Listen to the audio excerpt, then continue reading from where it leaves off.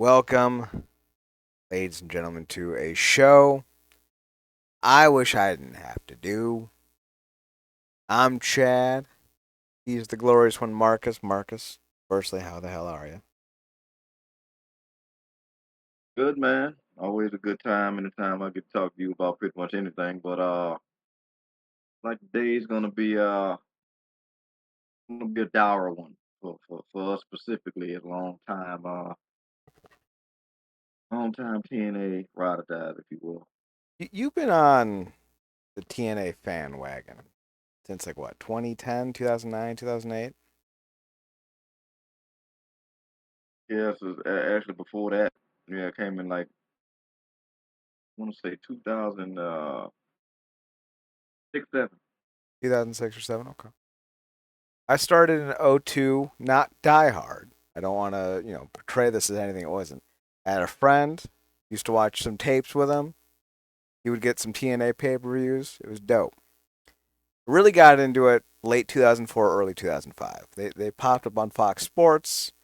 I would come home be in between my track meet for the night on Fridays, and I would watch that because most of the track meets didn't start till like 4 or 5, and this aired at like 3 or 4. So I would watch it and then head back to school to do my track meet, or head out to whatever school I was going to do the track meet.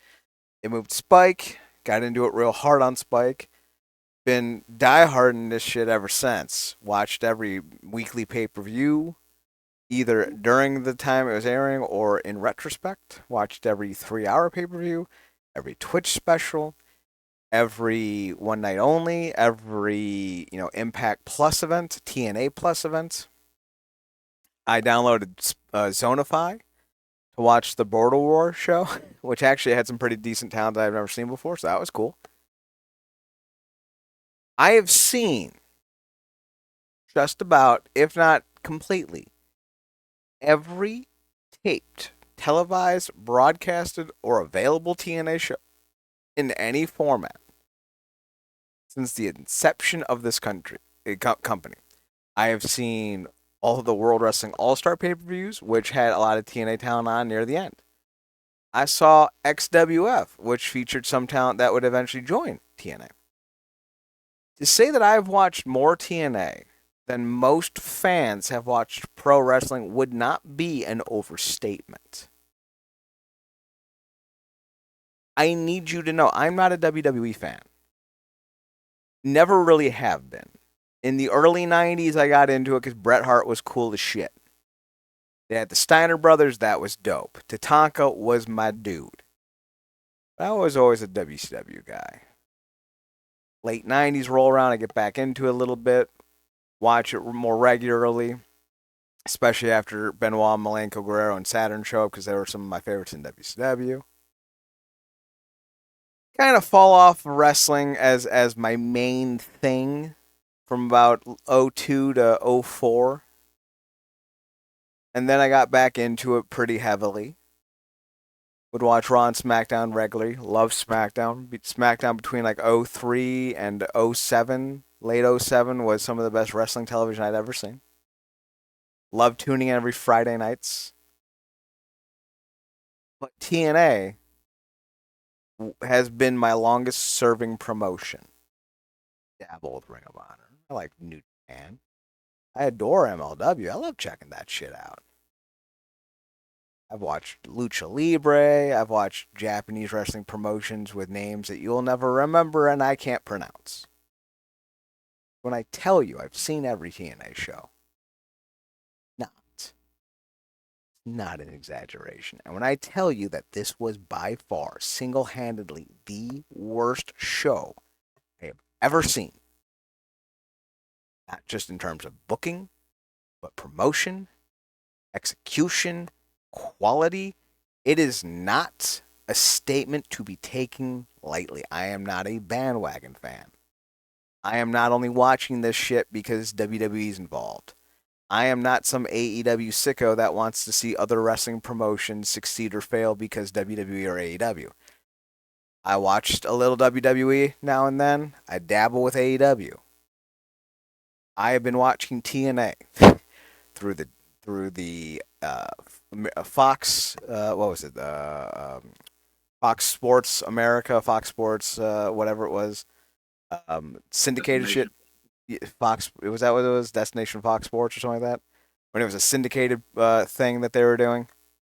Fox Sports Live. No, I don't remember what it's called. I was watching when they joined Spike TV. I followed them to Destination America, to Pursuit, Yeah. to Pop. Oh, I think it was actually Pop. Pop to Pursuit.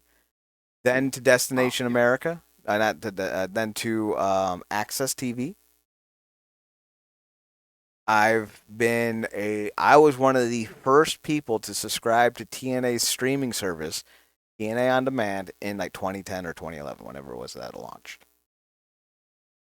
I used to buy the brown bag specials almost weekly. Whenever Don West had a new one, I was buying it.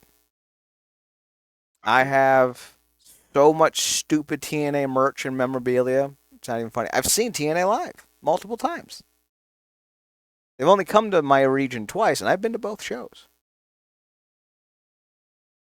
No show has disappointed me, angered me, pissed me off, and made me want to stop watching this promotion more than this show. Not when that was what was it? Victory Road 2009.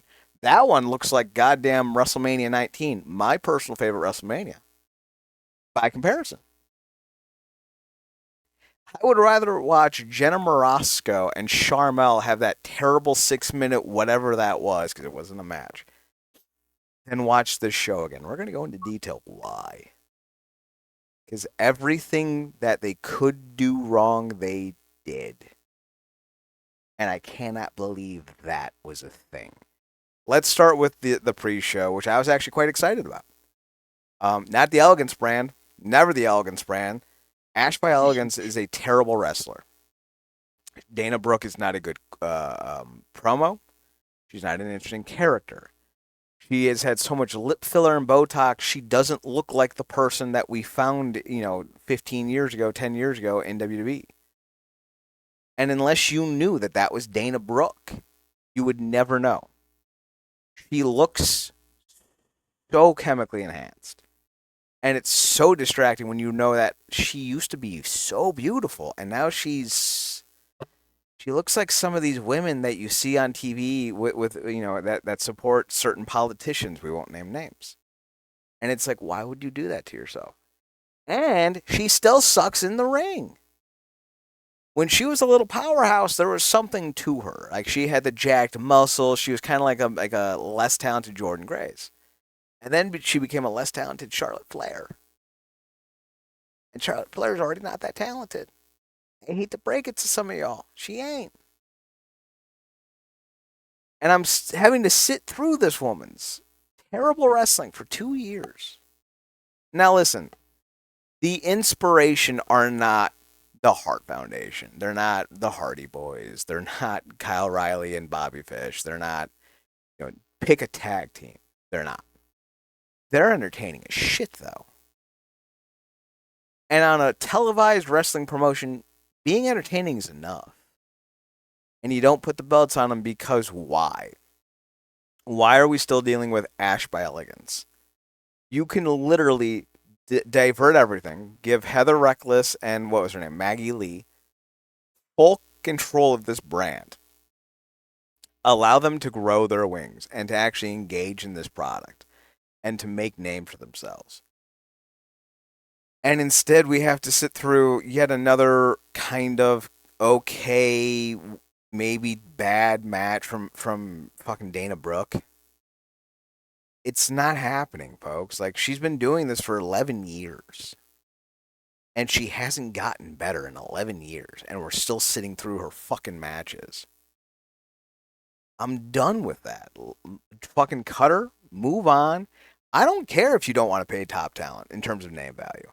Maggie Lee or Maggie Grace, I forget which one this is. I think it's Maggie Lee. And Heather Reckless were signed because they're prospects. They're making a lot of waves on the indies, and people are really excited about what they can do. So let them do something. Put the belts on them. Put the belts on the inspiration. Put the belts on any two women who aren't Ash by Elegance. The gimmick doesn't work. It ain't working. No one cares. It was the curtain jerker on the pre-show. That tells you all you need to know about the gimmick. I don't care. Somehow this was the longest match on the pre-show, and it shouldn't have been. That takes us to one of the more inoffensive matches. Eric Young took on the hometown man, aka Cody Deaner. He got the win after dressing up like a member of the New York was it Islanders because Deaner's Canadian and fan of the hockey. I love Deaner. Not a great talent, but he's charismatic as shit, and people seem to really like him. Him beating Eric Young in a kind of a ho hum match on the pre-show, exactly what I expected, and I'm fine with it. No complaints. It wasn't good. It wasn't bad. It was exactly what the pre-show opener should have been, or pre-show match should have been. The one that really sucks. Apparently, the fourth rope crew were called the Rope Breakers, which actually ain't a bad name. It was Enzo Amore, now going under the term Real One, Zilla Fatu, the son of Umaga, and cousin, I think, to Jacob Fatu, the Samoan Uh-huh. werewolf, and Josh Bishop, who was the guy that Enzo called basically Sid Vicious Jr. They defeated Steve Macklin, Jake Something, and Mance Warner. And my two complaints about this is one, they only got 3 minutes. Partly because I'm sure of Enzo's opening. The other problem I had with this is I think the right team won. I just think the right team faced the wrong team. I don't, especially knowing what was on this card, right? I don't know why this match got 3 minutes on the pre-show when you had. Now Enzo's not a great wrestler. He's good enough. Enzo's not a bad wrestler, and I think anyone who says he's a bad wrestler is flat out just lying.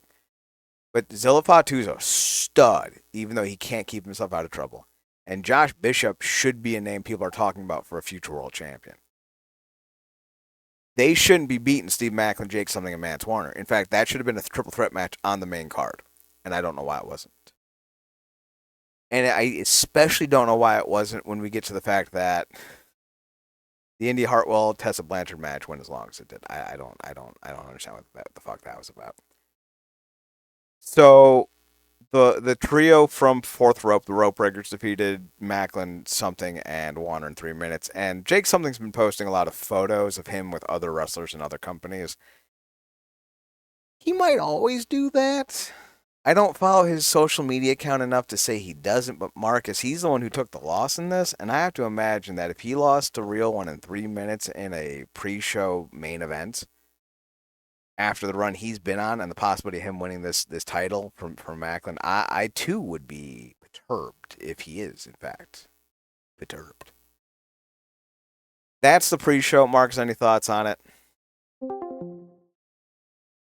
Yeah, similar to you about the women, they could easily take them titles off them. I'm not really hot on either team, but I've kind of had my fill of the, you know, I give them credit for them sticking with what they have been trying to do with the elegant brand of it all. Although they did them a disservice later on in the night. Um, And let's talk about that real quick but yeah, because we're not going to come back to yeah, that with the way I formatted the show. So there was about a good yeah. 15 seconds. They jumped over to a promo, and for about 15 seconds, M by Elegance, Ash by Elegance, and Heather by Elegance with Iceman, the concierge, were seen standing around as the cameraman cued them in for their promo, which they were doing live. It looked bad, and at no point did they do anything to rectify it. It looked ugly, and here's the thing: it didn't make them look good, but it made TNA look even worse. It made them seem amateur. And considering that one of their big things is like, we want to go live every week. Man, I've seen the live impacts you've been doing. They haven't been good. At one week, we got the Colognes debuting. Ow. Big night. So, like, seeing that happen when fans are already kind of concerned about the way the show's going didn't bode well for anyone. It was ugly. Bull and shoe ugly, as Jim Ross would say.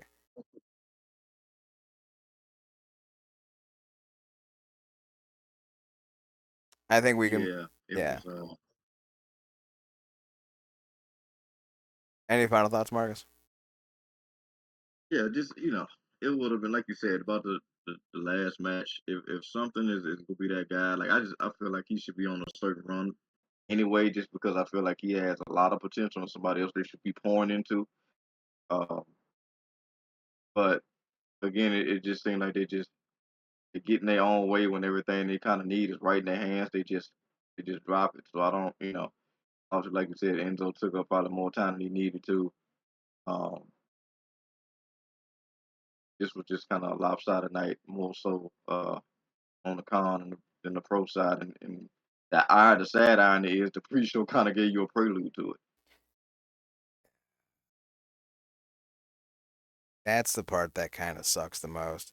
Now, listen, I would have been fine if the fourth row crew had had won here, and then everything else went differently because I don't really see. I think the three men, Josh Bishop, Zilipatu, and Josh and Enzo, I think would be great on the TNA roster. I don't care what anyone says. They would be studs, absolute studs.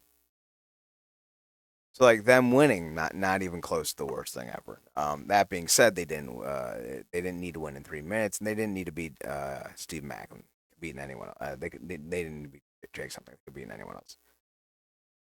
But that's how things go. Let's start with the opener on the main pay per view. By the by, I ordered this on Triller only after the fact that I realized I could order it directly on TNA Plus, and assuming the next TNA pay per view offering, I think is going to be Bound for Glory. Assuming I haven't tuned out completely by then, which it's possible. These shows suck. Not just the pay per view. The Impact's been nearly unwatchable. It's all this NXT talent, Marcus, but we're going to get there. We're going to get to that rant. That rant's coming. Um, you can just order off of the TNA Plus service from now on. And I'm going to be doing that, assuming I ever buy another one. And after Sunday, I don't know if I'm going to. The opener, I think, may have been the third best match on the card, and to be clear and fair, I think the three best matches on this card are very good. Mm. But when you have seven main card matches, three pre-show matches, 10 matches altogether, and three of them are worth watching on the biggest show that you've ever done, on with 7,600 in attendance. This is what you get. No, it's not acceptable.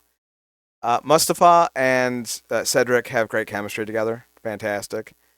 Yep. Um, my girl commented on the size of Cedric's thighs. She's like, "That boy has thighs." I go, "Yes, he does." The match started out rough. In all fairness, there was a few blown spots. Cedric seemed out of position. Mustafa was a little bit quick on a few things, but they settled. They settled the rhythm. They got into it. They flowed nicely, especially when Hotch, Skylar, and Tasha started to get involved. There was a lot more moving parts then, and they seemed to flow so coherently at that point. I wouldn't say this was an all-time classic. I wouldn't say when you're watching Slammiversary matches, you got to start with this one. But it was still pretty good, and it got the crowd excited. Like the crowd was fucking amped at the end of this match, super fucking amped. But of course, TNA had to fuck it up. By the by, TNA has some actual sponsors these days. Smaller sponsors, like listen, the Bioflex tape is great. That's a big land. The A Game sports drink apparently is in many stores. None by me though. I do want to try them. There are a natural, what's it, naturally sugared, sweetened, naturally sweetened drink with honey and some other stuff, and that sounds interesting. I'd like to try that. Yeah, a few other things popped up. It's like, hey, good for TNA for landing some sponsorships. So finally, I like that. Any thoughts on Ali and Cedric before we get to the rant? At least rant number one. Yeah, like I said, I'm sitting up in class. Porto gave me a nice air for this herbal theater that's about to happen. But yeah, I know both of these guys. Always like these guys. Both of them are studs to me. I never seen a match between the two of them that I didn't like. Like you said, they got great chemistry. Went out there and put on a banger. Mustafa for me has been one of the workhorses. Probably one of the better decisions they made. Certainly with names they brought in, he's done everything asked done, went above and beyond, and hasn't turned in a stinker at all yet. Um, and he went balls to the wall in this match a couple times. I'm sitting there like, man, you almost took yourself out, my boy. That overshot suicide dive he did Mm-hmm. was another moment where I was putting it back, but God bless him. And not for nothing, man. Normally don't get too many heads up to Booker T, but Tasha Steele was looking what?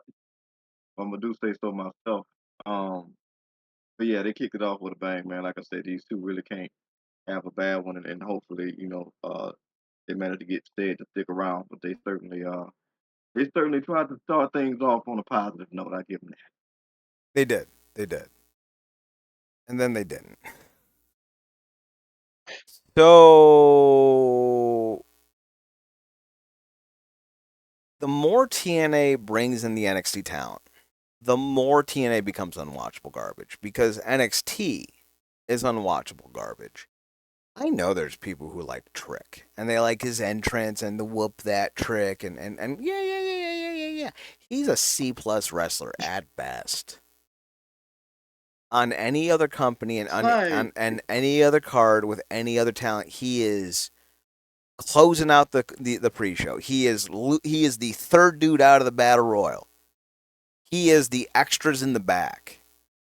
But because NXT literally has no other male stars worth a fucking damn, and I mean Ricky Starks and Ethan Page, goddamn included. Trick Williams looks like a fucking all star, but he's not. He's not LeBron James. He's Zion Williamson. He's got all the hype in the world. Doesn't do anything with it. I haven't seen one good Trick Williams match. I haven't seen a bad Trick Williams match. I'm not saying he's terrible, but he ain't that guy. Promos are weak. His look is generic. His whole cocky, cool guy. I mean, everyone does that in that company. There's no character, no originality. Joe Hendry's at least motivational. Even on his weight, it's 238 pounds of pure motivation. It's listed on his weights. Instead, we have to go with generic dude number 3 again. So, like, that's cool. At least he's good because JC Jane has been the fucking, you know, what I don't want to, what's the term? Not Traditional jobber. shits. No. Journeyman. She's been the journeyman of NXT. She's never been the central focal point. Bounces around. She's been on NXT for like 7 years or something like that. And I'm just like, why at 30 years old do we think JC Jane has finally put it all together? She's been wrestling in NXT since what, 2020, 2021? She's been wrestling overall since 2018. She's been doing this for 7, 8 years now, and she's still this bad. And now she's the first woman ever to hold the NXT and TNA championship simultaneously. The fuck we doing? What the fuck we doing? Marcus, those are the two best options NXT gave the TNA crowd. The four worst, however, were Dark State, Dion Lennox, Osiris Griffin, Saquon Sugars, and Cutler James. Swear to God. Shaquan, Swear to God, who the fuck named these losers?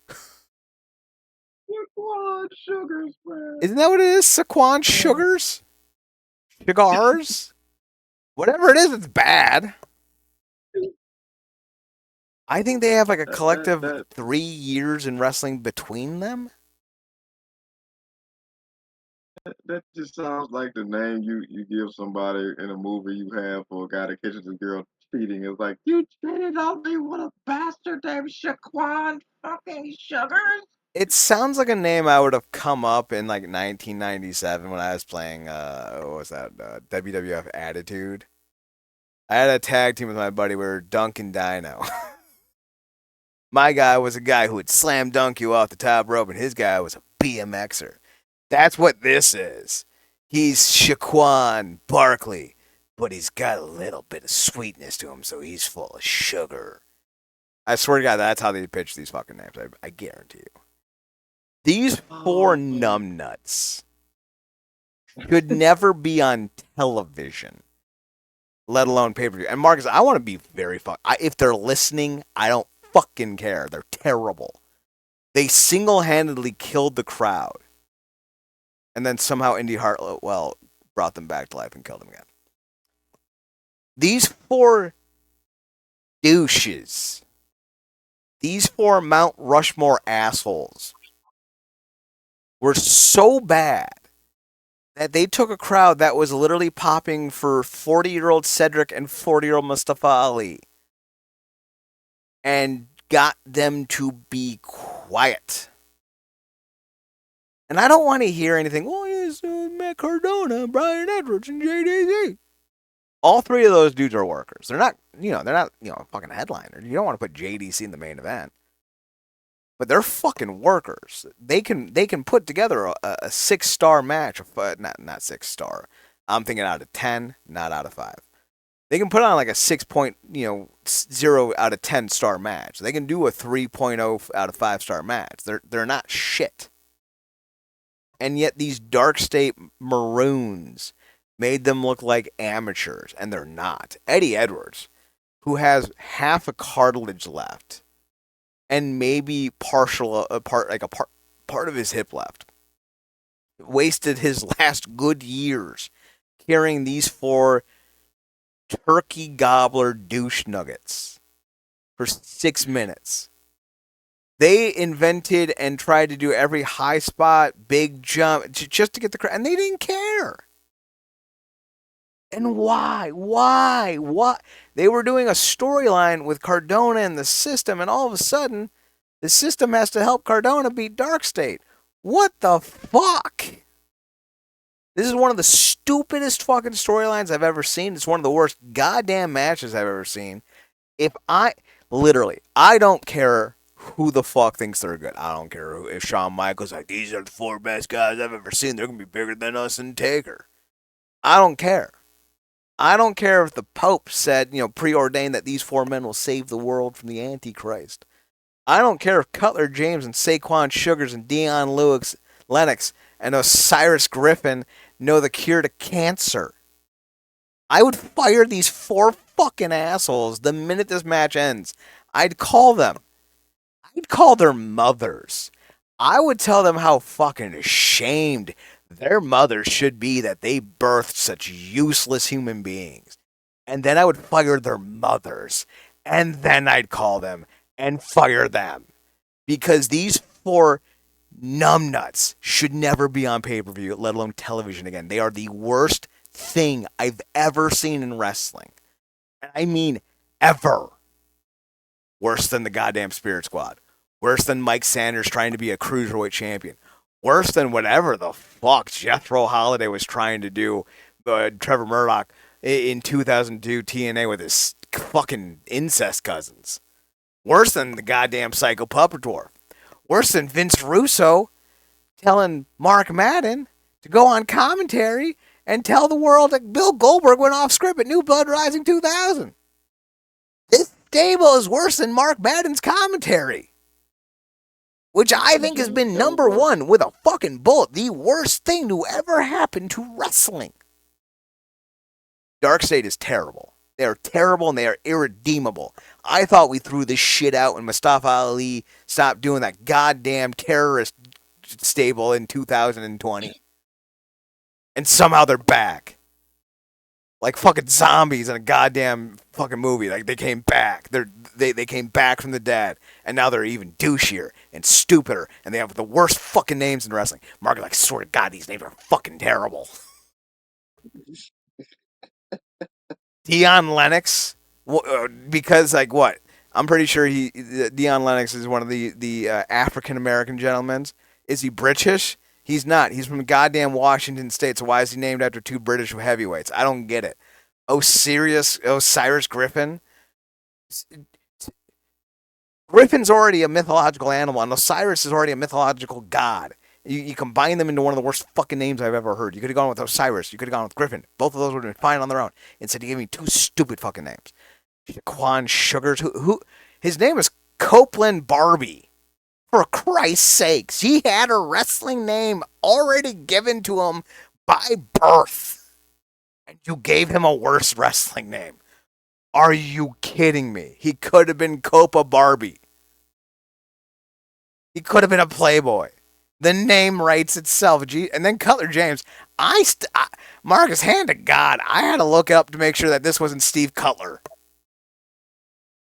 I'm like, did they bring back one of the goddamn Forgotten Sons? Because I forgot about this motherfucker. The worst goddamn stable I've ever seen. The worst goddamn match in TNA history. I'd rather watch Jenna Morosky and Sharmell wrestle for 40 fucking hours than ever watch this dog shit match again. It is. We usually have a frequency of King of the Hill jokes. Oftentimes, so that's just one of our things. I don't think I've ever heard you legitimately sound like Cotton talking about.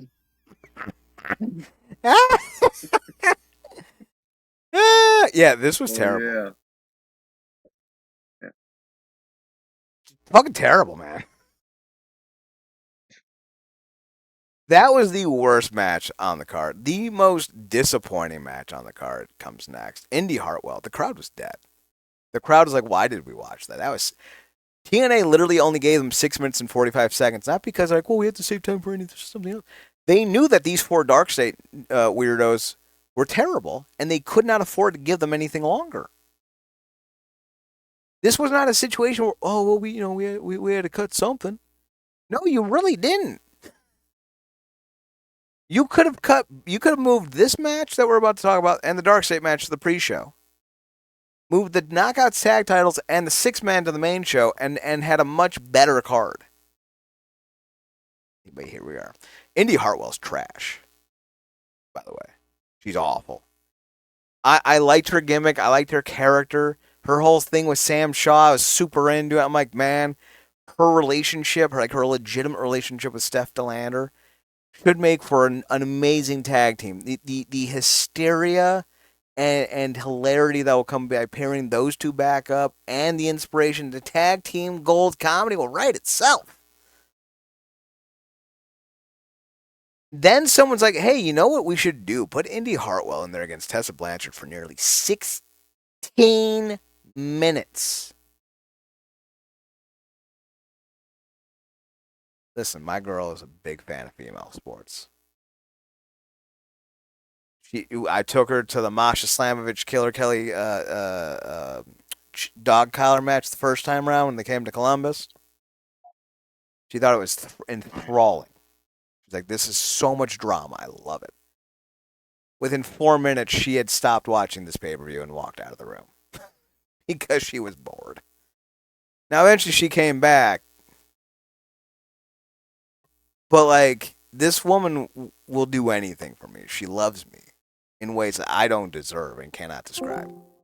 So when she gives up on something that she knows I like, you've lost her.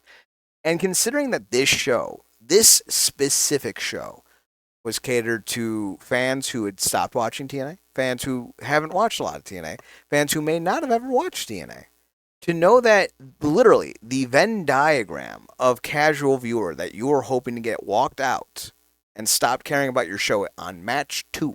This is everything I need to fucking say about how bad this match was.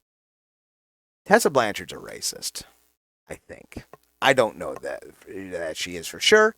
We just know of what's been said about her. She's a racist, she's a bully, she's a pain in the ass, yada, yada, yada.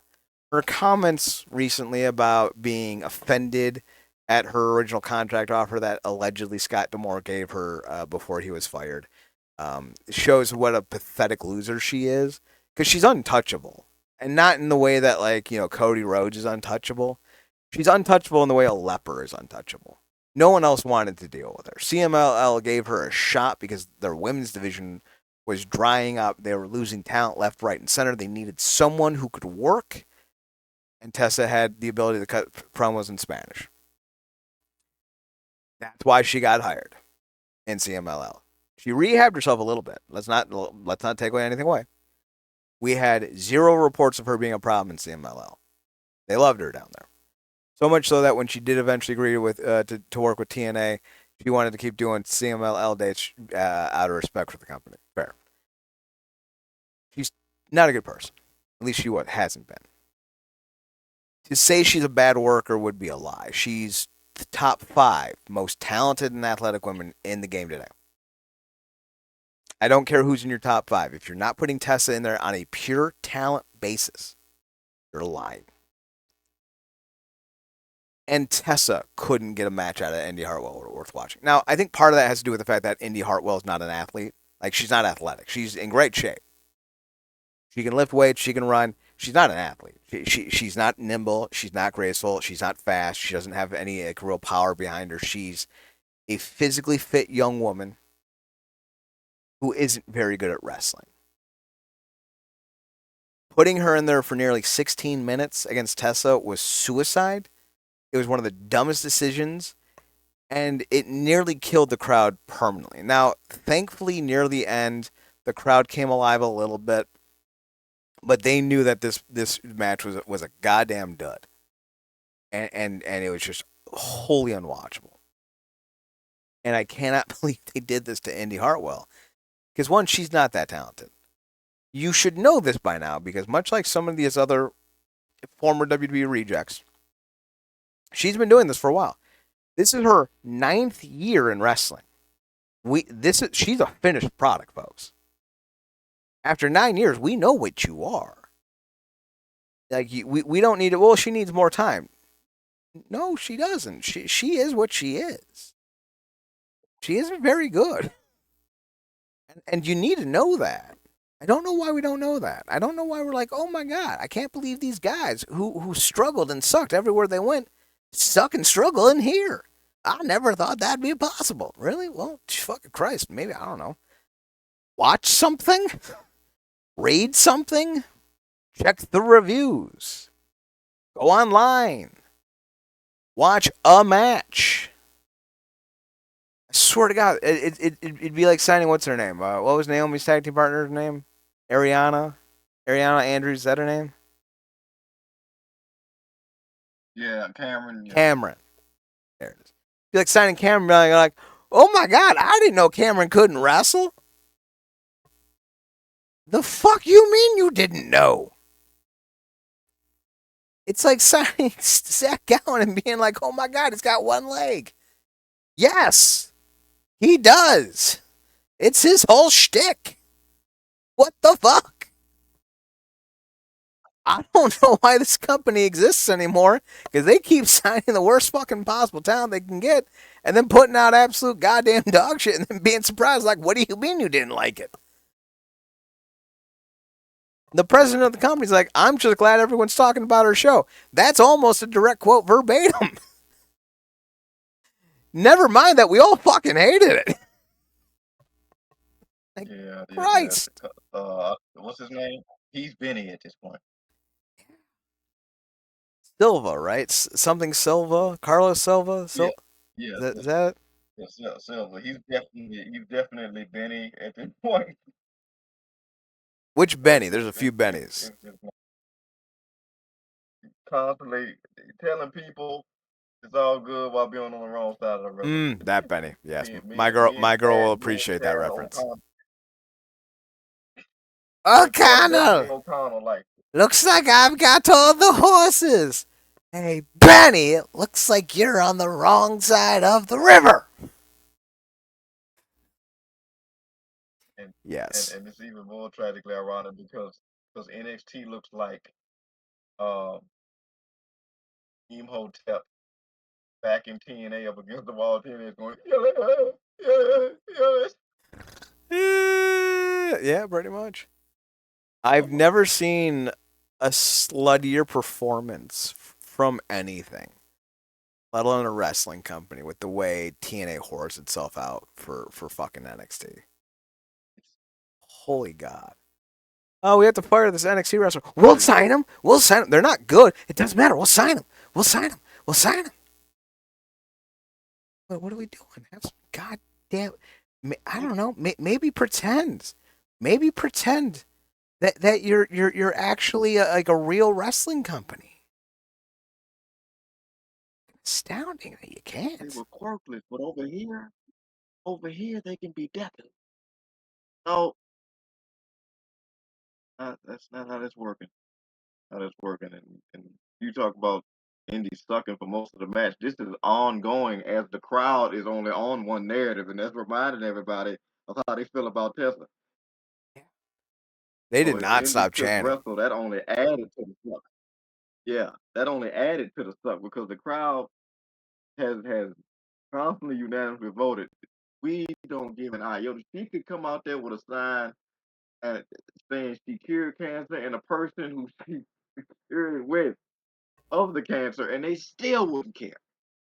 She's nuclear in all the worst ways, but like Chad said, she is one of the most undeniably talented women ever. It's all the pros and all the cons at the same time.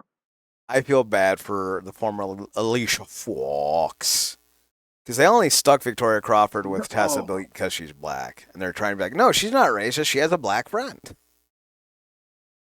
That's like if you showed up at a Klan rally carrying a Confederate flag with a King Kofi Kingston tattoo of just his initials on your arm, and going, no, no, I got a black friend. I'm not racist. it's like Dale showed up at a party, holding hands with John Redcord. Oh God. That meme you sent me of Nancy and John Redcorn at the Coldplay concert. Now listen, eventually a meme dies, and usually there's a good joke to kill it. I thought that was the joke. It wasn't. The joke was 2 nights ago, Coldplay did a concert, and he brought a couple on stage, and he goes, "Oh, you guys are engaged? You guys got engaged to each other?" And that killed the joke. The meme is now dead. The meme has been completed. It's not dead. It's been completed. The meme has been completed. So like when the originator of the meme makes a meme about the meme is done. But we're not done. Yeah, that's classic. But real quick, because the only reason why I kind of like turned because I've never really been in the indie hall world at all. But I kind of held back off the gas on it because know, when she first came in, you were high on her for the most part. That it was a good sign, and that she will probably show some potential and whatnot. But it's just, I guess this was a proving point because as nuclear as Tessa is, if she can't get a good match out of you, Yeah, mm, if you can't get a good match out of with Tessa, you're done. Here's the thing though. I never thought she was going to be a great wrestler. I thought she was going to be a great tag team wrestler that you could pair with Steph Delander when she got cleared to go, and you could have an entertaining tag team. mm, I never said a great wrestler. You don't need to be a great. Cody Deaner's not a great wrestler, but he's so goddamn likable. You're like, you go Cody, you little Deaner. And I've always liked Deaner. Even when he first popped up in TNA in 2009, yes, Cody has been around that long. Or was it 2008? I think it was 2008. Been around that long. He's the only man to ever hold the Knockouts Championship. So, like, yeah, things aren't great right now. Things get worse.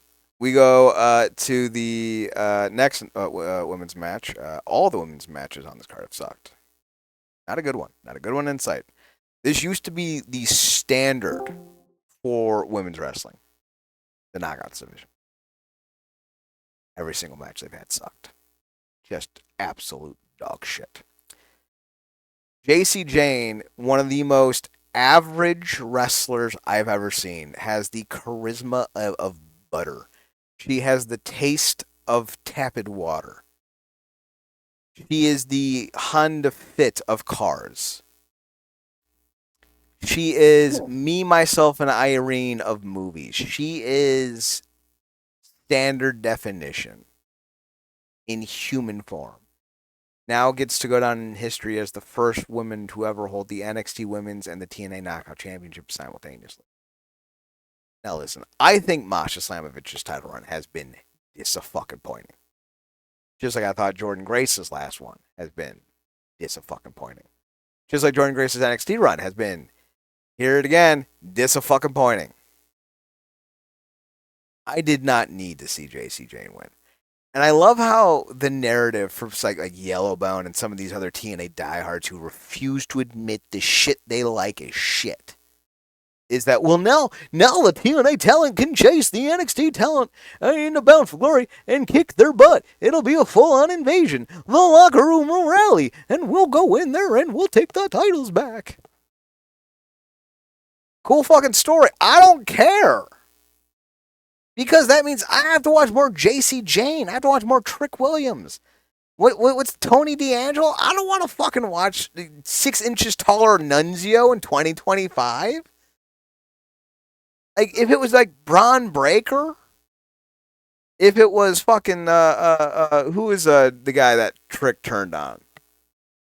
He's floundering on the main roster Carmella. now. I know that's so many people actually.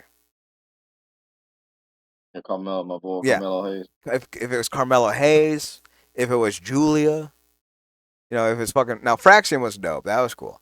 Now they're on the main roster too. But if it was like the good talents that are on Raw and SmackDown now, yeah, okay. I'd love to see Braun Breaker versus who the fuck ever in the main event of Slammiversary. It'd be dope. See Carmelo Hayes sliding down and taking an NXT title reign. All right, I like Carmelo. He's never going to amount to anything because the company is ran by Triple K. But like, hey, like yeah. But instead, we're getting like this is the worst era of NXT talent, and you're telling me that the only thing we can do going forward is hope that they eventually take their titles back from these no talent jobbers. JC Jane's going to be a footnote in 15 years when she's doing something in like the education world or serving as a tech guru. I don't know. Maybe she'll launch her own tech satellite group like the one chick from Good Luck Charlie. I don't know. But she's not going to be known as her Yeah, as a great famous wrestler. She's not Trish Stratus. She's not fucking Gail Kim. yeah.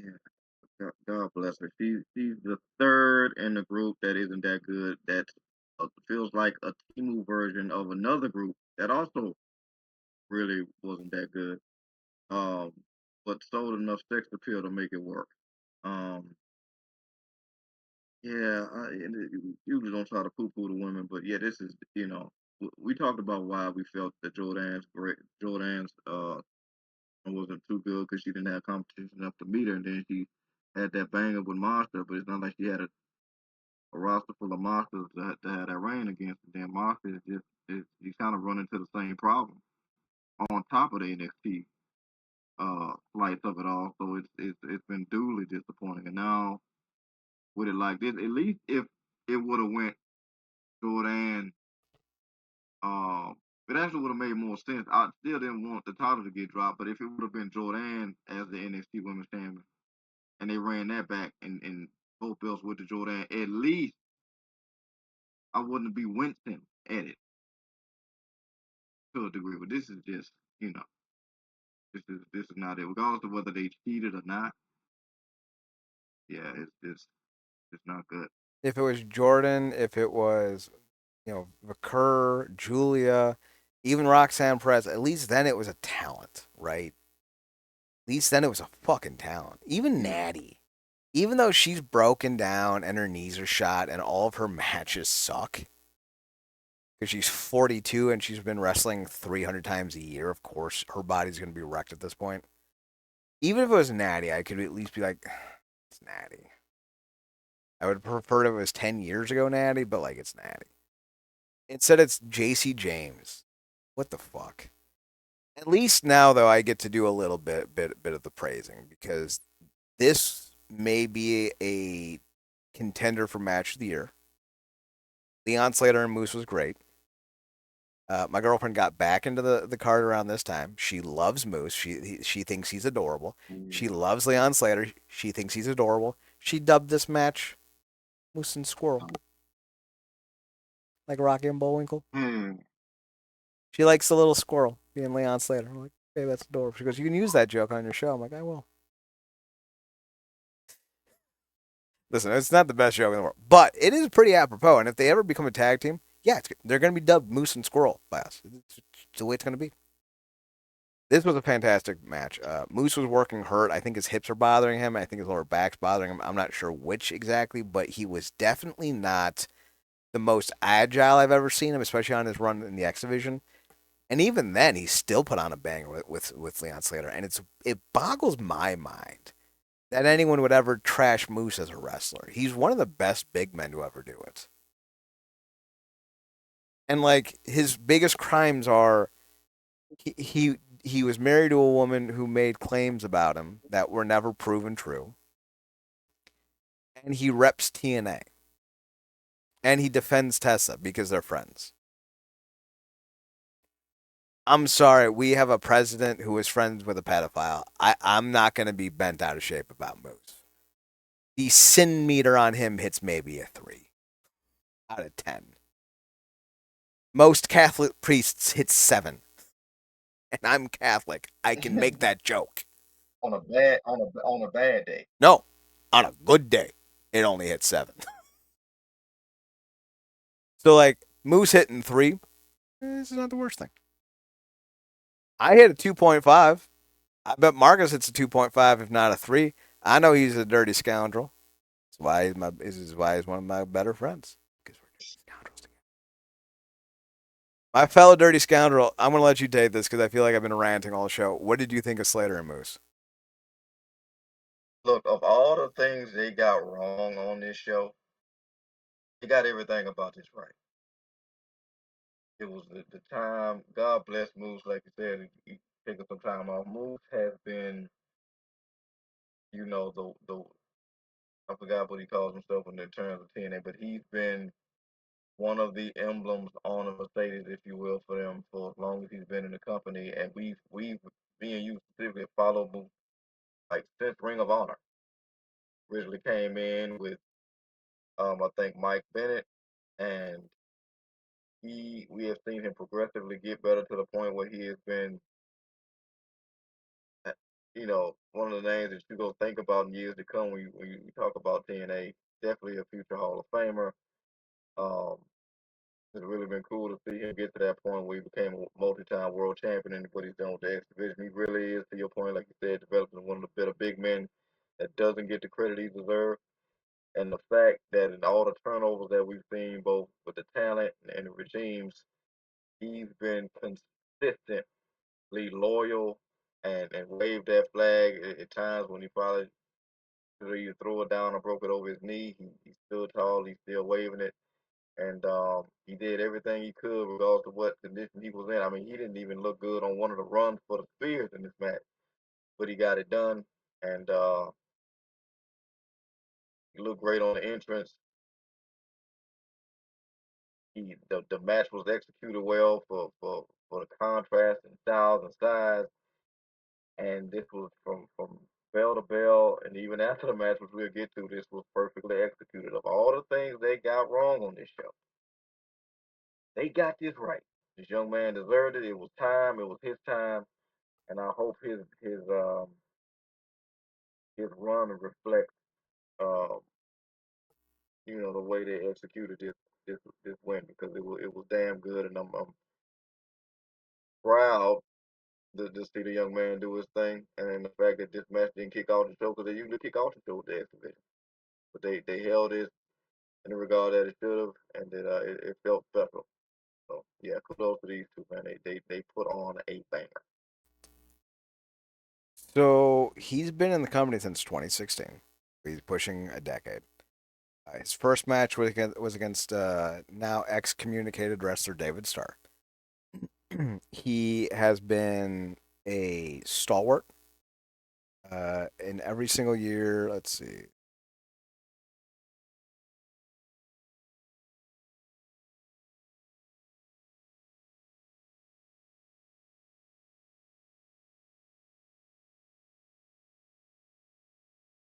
So in all but 2 years, he's at least wrestled 30 odd matches in the company. That's usually two, shows a week, not a week, 2 shows a month, and then a pay per view at least. So like that's not bad. He shows up. He has big moments. He's been a grand champion, an X Division champion. world champion. I think a tag title run is definitely in order at this point. And with the way he ended the night, basically putting the belt on Leon, I wouldn't mind if Moose and Leon pulled a Rocky and Bullwinkle and went after the tag titles. I think that would be a lot of fun. Now, that being said, I do think we need to mention the aftermath of this match, which saw AJ Styles come out. Everyone knew AJ was in the building at this point, and we were all excited about it. Leon Slater, who is one of the names you could look at in TNA history and be like, this dude, this young man, this broski, grew up watching TNA. And you know that's true. Because when Get Ready to Fly came on, he jumped higher after the match than he did at any time during the match. Shows you the excitement that this man has for a walking legend like AJ Styles. Crowd chanted one more match. He goes, well, I'll get to that. He never got to that.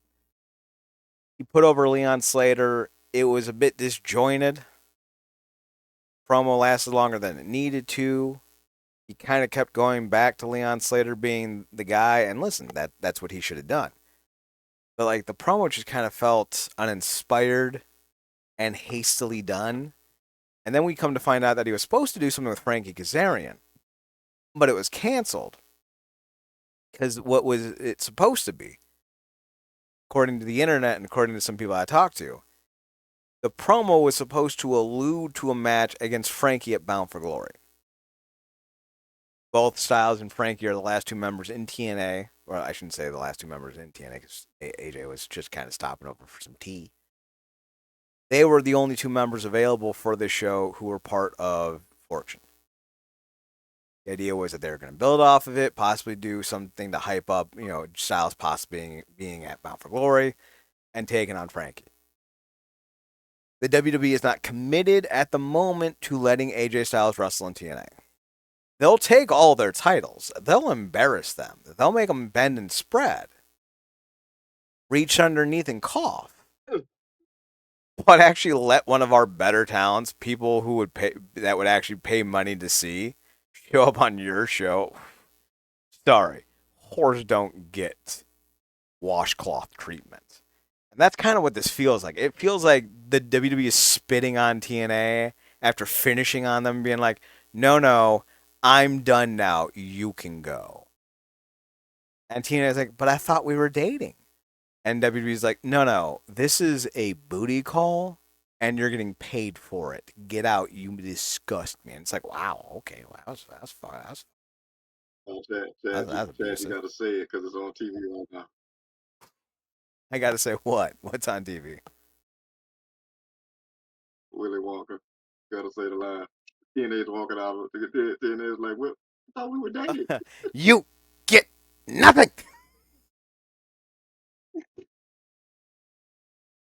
Oh no, stop. What will we ever do? Yeah, it's you get nothing and you'll like it. So like the promo was still cute. Like it was still a fun little moment. AJ came, everyone was singing Yeah. you are, I am. It was cute. If the show was Mm. better, this would have been such a nice little moment. But because of how bad this show was heading into this match and into this moment, it felt like this moment needed to be so much more than what it was to justify it against the backdrop of this terrible show. You put this moment on Slammiversary 2012, right? Even last year's Slammiversary. It's a nice moment. Yeah, it made that 8.0 show into a 9.5 out of 10. Fuck yeah. But this is a 2.5 show, and this just made it a 2.9. Like, still the drizzling shits. I still had bad chicken, and it's still coming out of me in droves. This doesn't stop that from being a reality.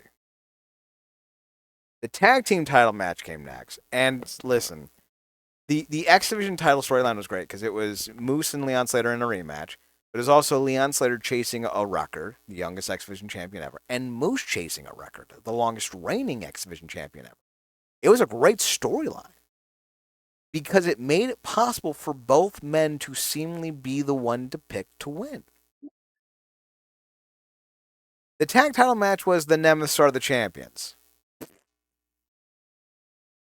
I, there's no storyline. Like none that was worth. Like the Hardy's like, if we don't win, the Hardy Party is over, brother. You are 52 and 50 respectively. The Hardy Party ended in 29, like in 2009. Like what are you talking about? You're either going to die in this ring, or I expect to see you guys at Slammiversary 33 in your wheelchairs. What do you mean it's over? Fuck off. That's not over. Shut up. Especially not with the They're Nemeth doing being that one of the stupid ass worst. damn. What's that? You get Jeff Capri in the wheelchair doing that damn dance. Yeah. He's little fucking like his little hands. He's scooting himself down with the one wheel, and he's doing. It'll be funnier than when he let Matt get beat up when he debuted in AEW. But like Uh, the Nemeths are not what I want them to be. I thought they were gonna be so much fun as a heel tag team, and they're not. Um, First Class is a done gimmick, and I'm gonna rant more about AJ Francis here in a second. The Rascals are great, but they were treated as an afterthought. I don't know why they were involved in this other than to be, quote unquote spot monkeys. And that's all they were. Trey's hurt, so they brought in Myron Reed, and Myron Reed seems to be part of the roster going forward now. So even if and when not if when Trey comes back, it looks like there'll be a trio, which I love. I love Myron Reed. This match was good. It's if you want to compare it to a match in the annals of wrestling, this is TLC 4, right? It was the one Jericho and Benoit won on SmackDown that was really good but wasn't great. That's what this was. Really good. It was great. Jeff Hardy using the production ladder to win the belts. Great. Fucking love that. That was great. AJ Francis, on the other hand, missed a moonsault and then didn't know how to land on a ladder and crotched himself and nearly snapped his leg in two. Marcus, I say this with no irony whatsoever. The minute he crotched himself on that ladder, I would have fired him. He isn't doing anything for this product anymore. I think he's holding Casey Navarro back, if I'm being honest. Navarro should be, in my opinion, Leon Slater's new rival. Like, it should be Slater and Next opponent. Navarro, Yeah. right? He's Yeah. so quick. Like, he reminds me of Amazing Red. Maybe not as fast, but he's fast, man. He's quick like a whip, man. Just bam. And Leon Slater has that elegant, almost long stride, um, swan-like floating capabilities. He's not fast like Navarro, but he's more elegant.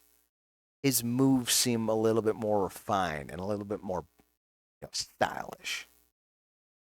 And they have a great, similar but complementary style.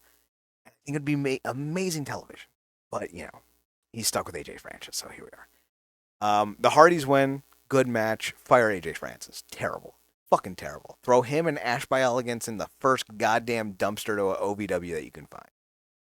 You eat them. I'm sure they'd be fine in the NWA. That's why it exists. Send them there. Any thoughts on the ladder match before we head to the to the next part of this fucking show? Yeah, definitely my next favorite match of the night. God bless all these men. Like you said, the Hardys are, yeah, they're both whatever the doctor saw uh, on Bruce Wayne's X-rays on Dark Knight Rises when he told him you don't have anything to be Batman anymore more in your body.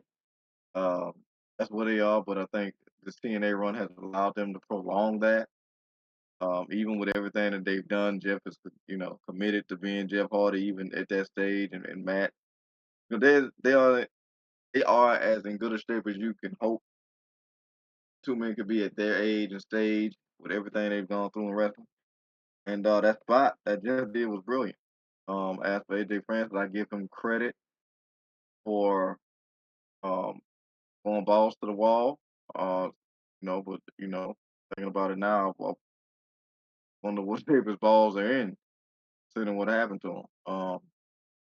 Yeah, that could have gone a lot worse than it likely did. Pretty sure he's still feeling it. But sadly, he's a guy that's always underestimated. Um, he may be taking chances like that to kind of blow at the haters, but it could have been at the cost of something serious. Whether it been on that moonsault, but certainly that ladder spot. But I give him credit for even doing it because he didn't have to. So, but yeah, I probably would have went with the Nimbus to retain perhaps.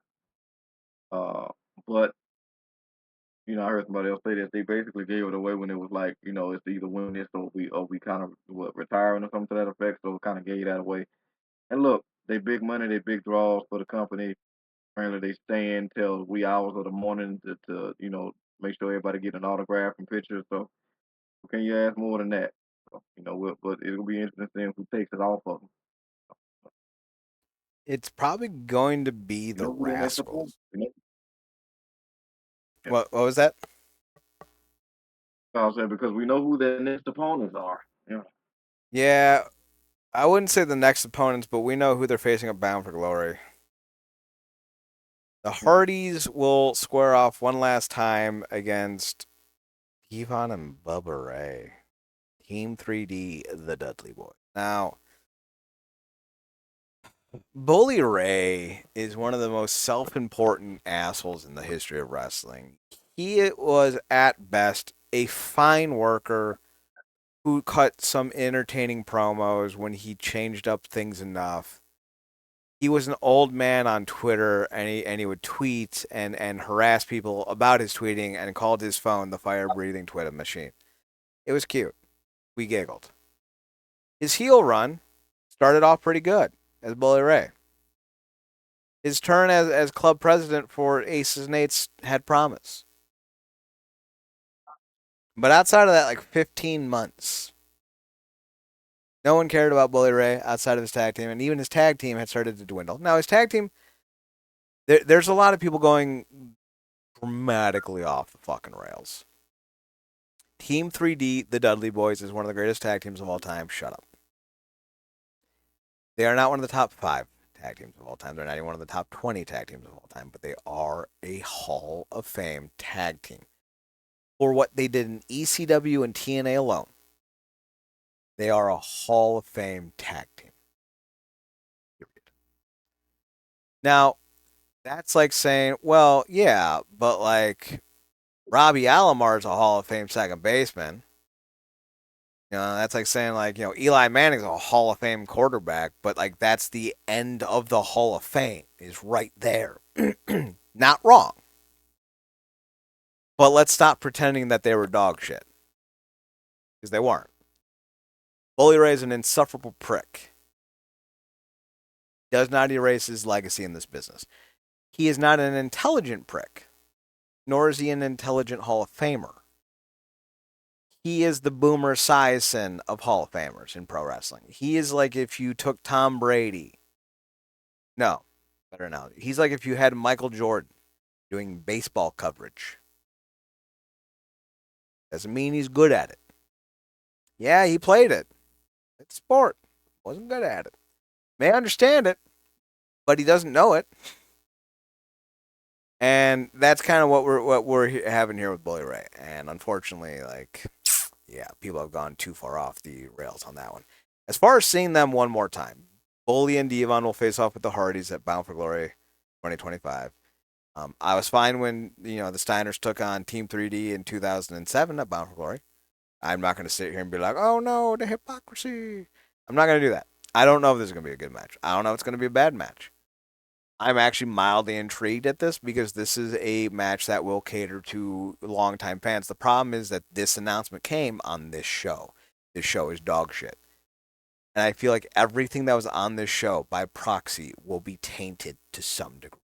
Now, Bully Ray has done a good enough job tainting his own legacy on his dumbass comments on Busted Open, trying to be like, a fucking hot take machine, on his hot take machine, on his little phone. And that's going to hurt him. It's going to hurt a lot of wrestlers. Like, the best way to stay profitable is to take the Taylor Swift route and say nothing. Shut up. Do the shutting up. Bully Ray can't do that, and it's turned a lot of people off of him. I'm still mildly interested to see how this match goes because it's either going to be shockingly very good or more likely very bad. That being said, we'll have to see how it goes at Bound for Glory. Will the Hardys still be the tag team champions at Bound for Glory? Anyone's guess at this point. Anyone's guess at this point. But that seems to be what they're doing come October. Marcus, let's talk about the main event, though. Guess it's bad. Besides the fact that this match sucked before Trick Williams did his whole fake injury thing, before that even happens, the story was terrible. It should have been Joe Hendry as champion going into New York against Santana. Now, I don't think you need to put the belt on Mike Santana. I know a lot of people are like, my biggest opportunity could have been. Joe Hendry's still your most over wrestler. And I think this entire year has done nothing but harm him. And he's still the most over wrestler. He looked like a douche in the Royal Rumble, looked like a douche at WrestleMania, looked like a douche on NXT, looked like a douche on NXT pay-per-views. Fans still pop for this motherfucker. Santana, very over. Is he going to be this over everywhere else outside of New York? Probably not. And if that's the case, I don't know why I would put the belt on him. But I think you could have done it for a couple weeks. Had him win the belt here, and had him lose it back to Joe Hendry. Start building up to Bound for Glory. Would have been great. What you could not do, what you should not do, and what would harm the legacy of this company is let Trick Williams retains. So obviously, what they did. The match was bad. The buildup was worse. The execution was abysmal, and then you had the worst possible ending pop. And Marcus, I don't know who the fuck is sitting there going, "Hey, this is a real dude. They should be fired." I would be fired. Because I would tell my boss day in and day out, this is going to harm us. We are going to have the biggest audience we've had on American soil in decades. And we're going to throw it out the window so we can make Papa H and his little bitch Michaels all the more happier. Why? Why? We are this close to landing a great television deal. And our champion's not going to be on our show. What are we doing? And I would say that every single day until I was fired or until he changed his mind. So clearly, people in TNA are not doing their jobs because they allowed this shit to go out there. Rick Williams isn't a great wrestler. Joe Henry's not a great wrestler. Mike Santana is a good wrestler. You put those three dudes in the ring, and of course it's going to be a stinker. And it was. And then the match happened. And then it deflated the audience, and it pissed off the viewing audience at home, and it made sure that doing 7,600 people again anytime soon is a fucking unrealistic expectation. A lot of people are like, well, Bound for Glory is going to draw 1,800 now. And God, if that isn't the truest fear that I have for this company, that come Bound for Glory in Boston later this year, they pull in less than 2,000 people. And if that happens, they would have Yeah, fucking deserved it. yeah, it's crazy because listen to somebody talk about the show and it was like the fact that this company has existed as long as it has with historically with the talent that's come through there, the fact that they're just um to the point where they're almost drawing 10,000 people says a lot. Um, and it does because they've had like rosters full of nothing but Hall of Famers or future Hall of Famers. You talked about this, probably the worst roster that they've had um in years. But quick question: Yes, sir. you working behind the scenes on the show, but you can't do. You look at this card, you see how this show is laid out with all the NXT talent, feeling how you feel. And like I said, you work backstage, but you can't do anything to change, or you can only do one thing to change, and that's maybe move, switch out matches. You know how this night is going. Do you put? Do you switch out the main event and the semi main and end it on Leon Slater note? Either that or the tag titles. In fact, I may put this behind both, knowing full well that this is going to piss off the fans. That I'm going to send this out third to last. I'm going to have the tag ladder match go next, and then I'm going to end it with Leon Slater being crowned and AJ Styles coming out. Because at least then Oh, you send people home happy. yeah. They did that right at Bound for Glory when they had Nick Nemeth go over and retain on Joe Hendry. They still had the main event done by design to send people home happy. It was the wrong decision in the eyes of many, but it was the right decision to do it the way they did. If you were set on having a finish that was going to piss people off, you were better off to do it with a main event that still sent people home happy. You could have ended the night with either the Hardys or Slater going over. It both would have worked because the Hardys are arguably your biggest attraction in your company. And Slater's moment with Styles will arguably be the biggest moment of your show. Both could have worked. As long as you were gung ho about keeping the Frick Williams of it. We have one final thing to talk about, though. While we were on break, Bill Goldberg retired. One of my favorite wrestlers of all time. Not a great wrestler, but he was one of my favorites. During his promo to close the show, they cut things off pretty quickly. Pissed off Goldberg pretty good. And everyone's like, oh, poor Goldberg. He's upset. And listen, I know a lot of people were dunking on Goldberg. Goldberg had every right to be upset. He didn't get his retirement match on a major event. He was counter programmed against AEW.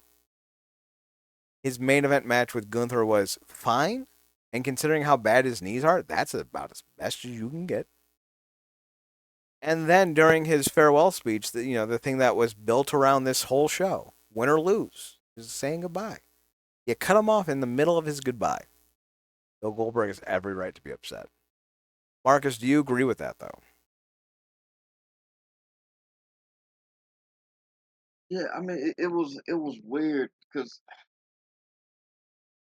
it's been funny watching, various opinions on this all day. You're not wrong about him being upset about the